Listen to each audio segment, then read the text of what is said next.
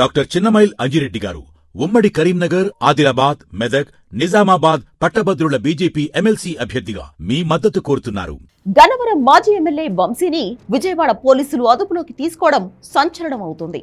Gannavaram TDP కార్యాలయంపై Vamsi అలాగే ఆయన అనుచరులు వైసీపీ అధికారంలో ఉన్న సమయంలో దాడి చేయడం, అక్కడ పలువురి కార్లు అలాగే కార్యాలయ ఫర్నిచర్ వంటివి ధ్వంసం చేయడం అప్పట్లో సంచలనమైంది. ఈ ఘటనలో వంశీపై అలాగే ఆయన అనుచరులపై కేసు నమోదైంది.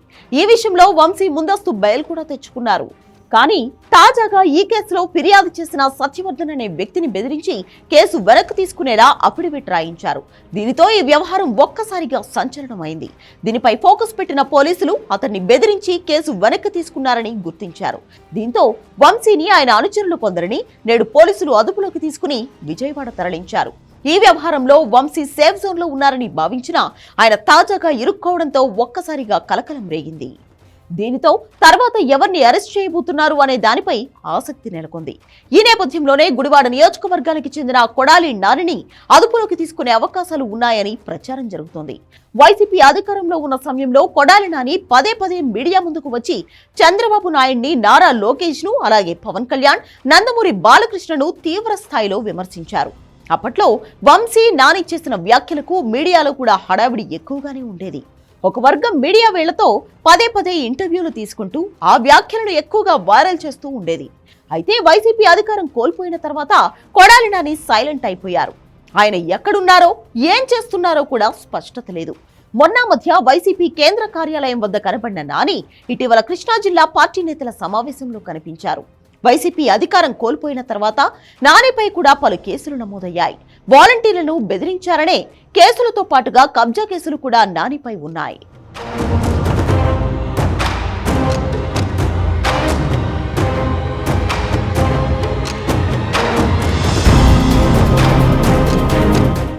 దీంతో ఈ కేసుల్లో ఏదో ఒక కేసులో ఆయన్ను అరెస్ట్ చేయవచ్చు అని భావిస్తున్నారు.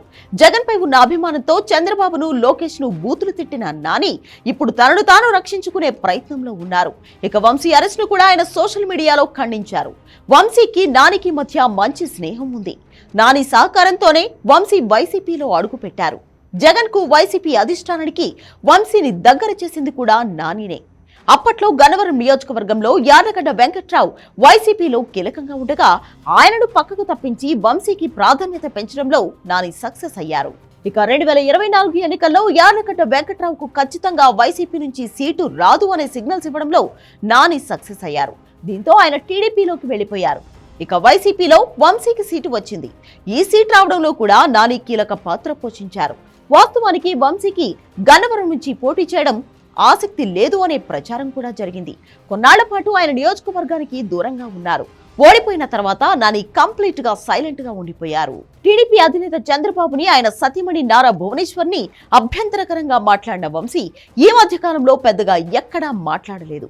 కూటమి ప్రభుత్వం అధికారంలోకి వచ్చిన తర్వాత వంశీ ఎక్కడున్నారో కూడా ఎవ్వరికీ తెలియదు. ఆయనను తాజాగా అరెస్ట్ చేసే వరకు కూడా మీడియాలో పెద్దగా కనబడలేదు.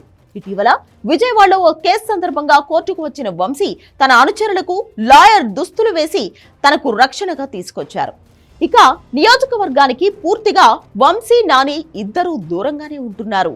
గుడివాడలో నాని పెద్దగా తిరగడం లేదు. ఇక వైసీపీ నాయకులతో కూడా ఆయన పెద్దగా మాట్లాడడం లేదు.